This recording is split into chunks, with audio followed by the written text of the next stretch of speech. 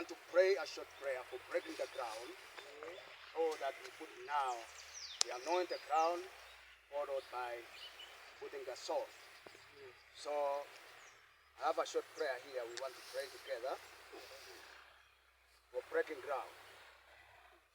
To the glory of God, in the presence of his congregation, I now direct ground be broken in Jesus' name.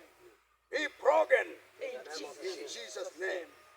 For the Church of Berur Pentecostal Church, the responsibility and the privilege rest upon us to cause a building for rise here that shall also these people of God, and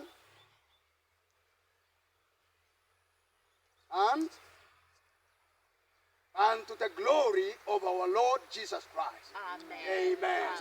Amen. Amen. Amen. Amen. Amen.